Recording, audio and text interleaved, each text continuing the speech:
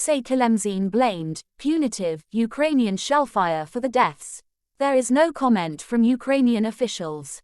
Donetsk has been controlled by Russia's proxy authorities since 2014. They have repeatedly accused Ukrainian forces of targeting the city.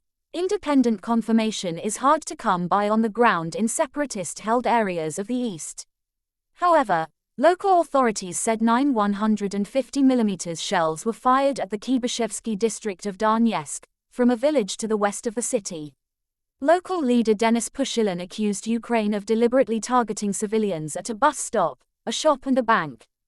Although Russian forces have seized areas of the Donetsk region further south since the invasion began in February, they have struggled to push the Ukrainian army back from the outskirts of the city itself. Ukrainian forces have launched counter-offensives in the south as well as the northeast, and their most dramatic progress has come this month in the northern Kharkiv region.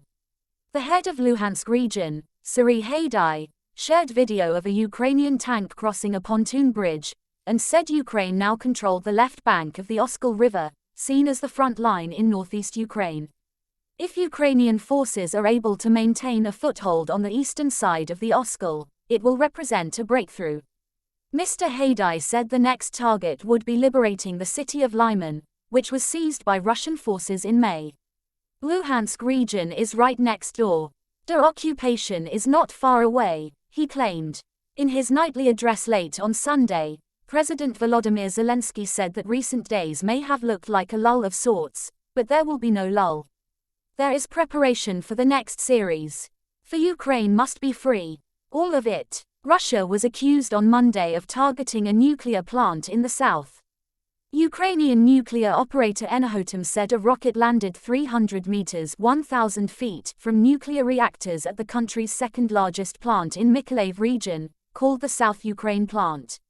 The UN's International Atomic Energy Agency (IAEA) said it was told by Enerhoatom that the impact temporarily disrupted 3 power lines, but the plant remained connected to the grid, with all 3 reactors functioning normally.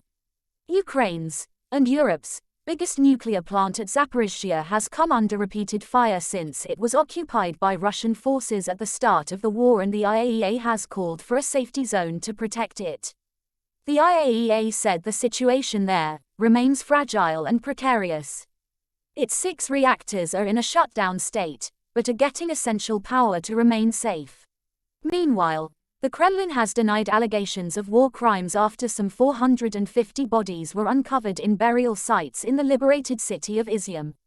The discovery has prompted the European Union's presidency, currently held by the Czech Republic, to call for an international tribunal into Russia's invasion.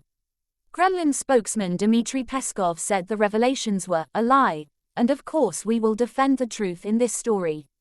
He said that scenario was the same as in the town of Bucha near Kyiv, where local authorities say at least 458 civilians were murdered during Russia's occupation. President Vladimir Putin said on Friday that Ukrainian counter-offensives would not change Russia's military plans in the east of Ukraine.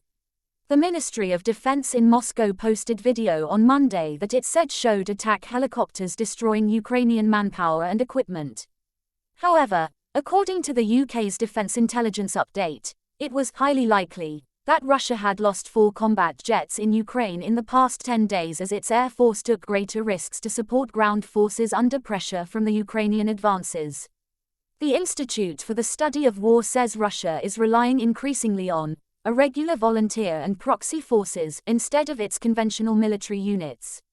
Russia says it is fighting neo-Nazis in Ukraine, a claim widely dismissed, and that it is threatened by the NATO alliance's strong relations with Ukraine. Since the invasion on the 24th of February, the UN has recorded at least 5,718 civilian deaths, with 8,199 injured, and more than 7 million Ukrainians have been recorded as refugees across Europe. The actual civilian death toll is believed to be thousands higher. Tens of thousands of combatants have been killed or injured. Russia, a global energy supplier, is locked in an economic struggle with the West, which imposed sweeping sanctions in response to the invasion.